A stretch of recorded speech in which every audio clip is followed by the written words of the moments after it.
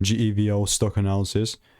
This is for Monday and onward. Is it a buy or not? Watch this 1-minute video till the end to find out. So GEVO Incorporated sitting at $2.85, 22% off for the day.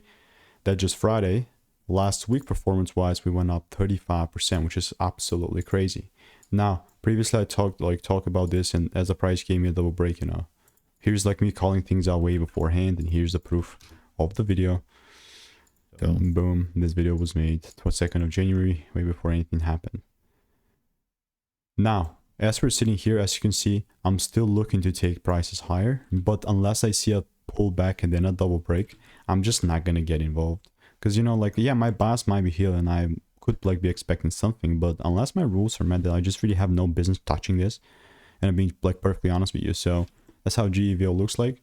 I'm not in a rush. I'm not trying to force any trades here. So that's how GEVO looks like for me, and I will definitely keep you updated. And if you want to make more money trading in a simple and lean way, click the first link in the description. It's a free newsletter.